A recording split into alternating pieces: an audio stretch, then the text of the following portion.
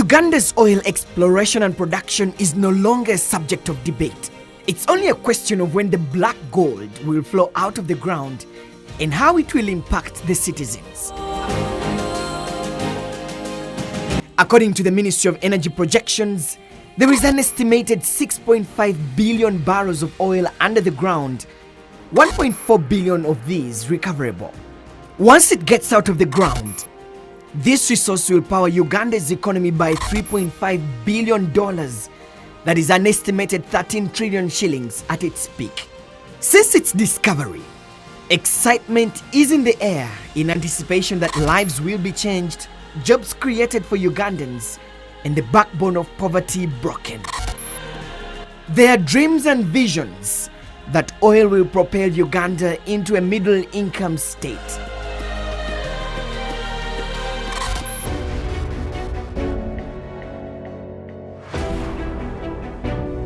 To achieve this, government will invest 2.9 trillion shillings to construct the 1,445-kilometer long East African crude oil pipeline and an estimated $500 million into the refinery project, a significant percentage of the overall cost.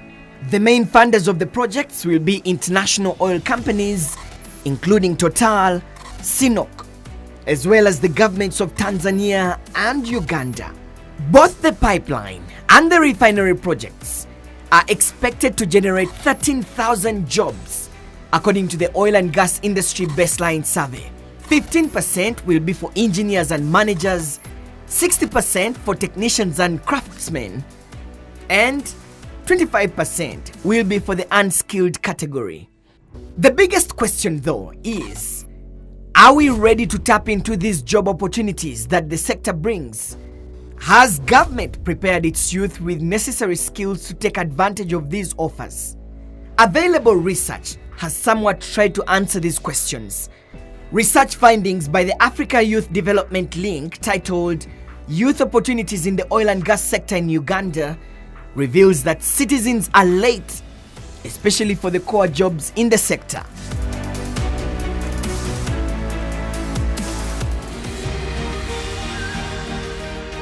Katwe, located on the outskirts of Kampala city, is known by many as the home of some of the country's best welders and craftsmen.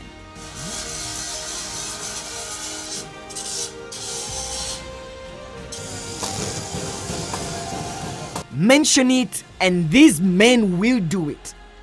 From fabricating doors, windows, beds, machines, they have won the hearts of many for producing the finest metalworks. Katwe has over 1,000 men and women who have become artisans in welding and fabrication. One would think that welding the pipeline and the refinery presents a great opportunity for the welders.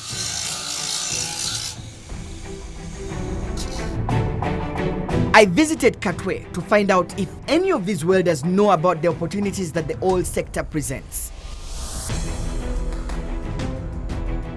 These craftsmen have self-confidence and skills that they can weld the pipeline, but only lament that government has not sensitized them on how to take advantage of these opportunities.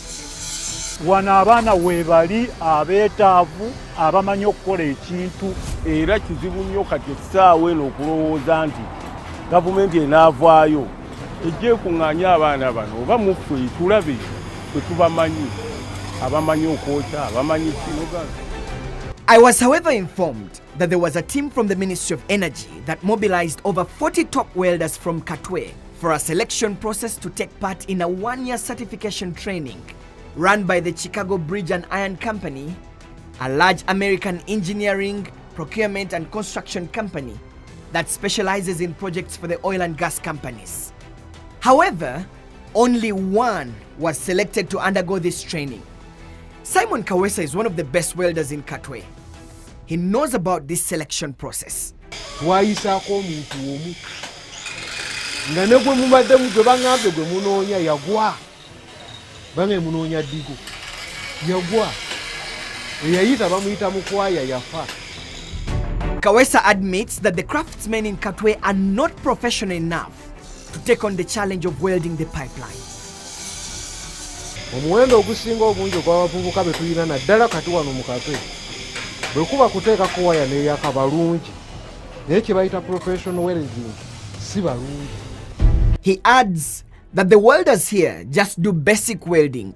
Era bano abaana abano kati be tulina wano wetegereze nnyo ebyuma bye bookya, it is either 1 millimeter, 1.2 oba 1.5 kati ziri kugenda millimeters 6 plus. He faults government for not preparing the youth early enough. Ne bwe yandibadde etendeka abavubuka nga 2,000 buli mwaka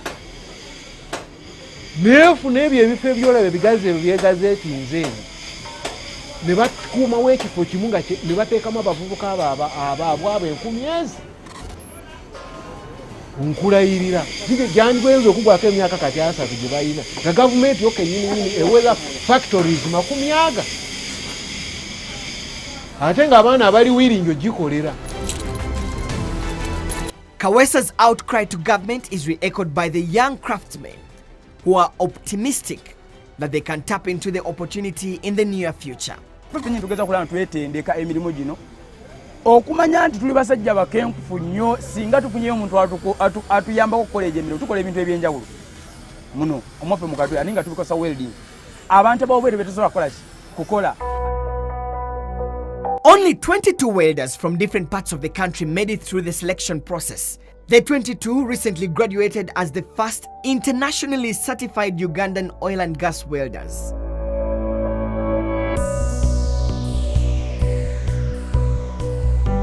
However, welding the pipeline may require more than 1,500 welders, which creates fears that oil companies like Sinok and Total will have to import in certified welders. Betty Namubiru is the National Content Manager of the National Petroleum Authority. The welders we have around here, they are not up to speed, because if they say 3G structural welding is supposed to be like this, but because you know 3G you've been done, you begin from this side, the technical people can explain on how you're supposed to do it. If it's 3G structural welding, this is the process that you're supposed to follow. So some of those things are missing, and you end up, instead of going straight to certification, you have to do some training first, then you assess and certify. Despite this, she's optimistic that Uganda will not import any technical person to take on the opportunities. We are planning at training of 200 welders. That has already been launched. The welders are, it has already been launched. It's going to be done by Q Sourcing and another firm called E360. It's going to be done, and the training is going to be focused in the Albertine Graben, where we expect to draw these people. While efforts are on to train as many welders as possible for certification, the standards are equally high for the non-skilled labor force. Every service provider to the oil and gas industry will require certification by international agencies to guarantee the quality of the product supplied. The Ministry of Energy has already established a database for service providers to take them through the certification process. These have been put together in a database, first of all, to indicate to the investors that these are the people that we have available. We believe that this is one of the proactive measures that we've taken to ensure that our local companies are identified to be able to supply. Even with such a database in place, questions have already been raised as to who and how someone's company gets to the database. This, according to Godwin Muhwezi, an expert on oil and gas, could naturally weed out the youth and other service providers from taking advantage of the opportunities in the sector. The qualifications might be stringent, that only the privileged will be able to meet them.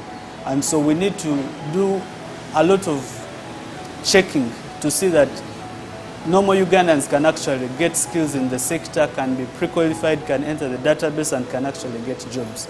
Because otherwise it will be survival for the fittest. Muhwezi argues that to ensure equity and equality of the service providers, the Ministry of Energy should have decentralized the service delivery. The Ministry of Agriculture will be allowed to vet agricultural producers on their own and submit a list to the petroleum sector. Ministry of Labour will look at the labour requirements, submit like that, so that we are sure that we are having it spread out, and the Ugandan can be confident that if I go and do my masters in oil and gas anything, and I enter the database, I'll be on the waiting list for when an opportunity comes up. The food service sector is one that presents a number of opportunities to the youth to take advantage of. However, there are fears that the certification process and standards could make it a walk in the park for them to tap into the sector. Because in the past they would present their tomatoes, their vegetables, their everything, rice, and it would be rejected. So through these trade links, a system was put up to train, to demonstrate, to expose these people to the practices that are required. Not to require them to go somewhere and train and get a certification and say that I'm a certified farmer supplier, but just to look within their means, to look at the systems, just like you said. How do you harvest? How do you handle? How do you store? How do you package to get to the market? Quality standards may not be the only challenge. Quantity will be the elephant in the room. We have cases where we've had an opportunity to get a Ugandan farm to supply, but along the way, 1 month down the contract, they are not able to continue because of the quantity. This then raises questions as to who will be best placed to manage these requirements, except for big companies with a significant capital base. Emi Otim, a youth leader, opines that for the youth to tap into this space, there is need for a capital boost from government. With the youth fund that is available, they need to up it a little bit. To say that the maximum is 25 million is not enough to be able to start a good SME company that can tap into the oil industry. So I would like government to expand the opportunity for how much funding young people can have access to be able to prepare for this kind of subsidiary industries. Otim says that even when the youth get enough capital, there is little interest in the agriculture ventures for many youth. So the food part for me is a big opportunity for young people to come into. But again, as you know, young people are not very much interested in agriculture.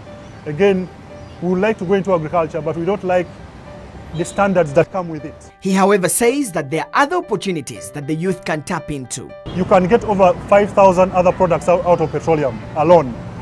Because using petroleum, you get plastics, pesticides, herbicides, and a lot of other things that come with it. So I'm more interested, and I think it is easier for us to prepare to deal with the subsidiary industries that come out of the oil sector. The other opportunities to tap into is the automobile industry, which will require a significant number of truck drivers with specific driving licenses. Even with all these opportunities that the oil and gas sector provides, Lilian Abba, the chairperson of the Youth Council, fears that the lack of a proper local content policy will see foreign firms take up most of these opportunities. We want to see policies coming up from government encouraging local suppliers.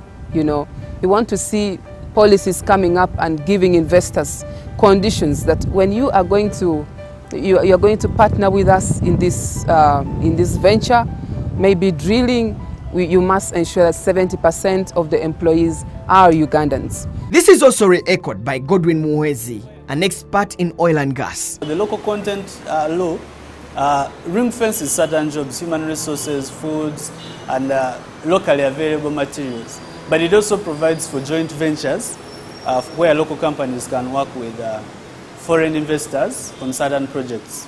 The challenge with that is that the definition, for example, of what a local company is that it is incorporated in Uganda, majority shareholding, it employs about 70% Ugandans.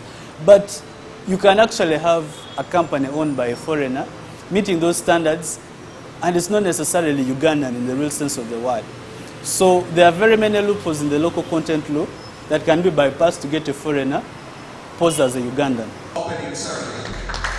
The call for massive sensitization on the available opportunities, especially among the youth, is also as loud as ever. They did so well on land issues, of talking to the people around Hoima about their land, and they were convincing, they didn't see any rejection or objections.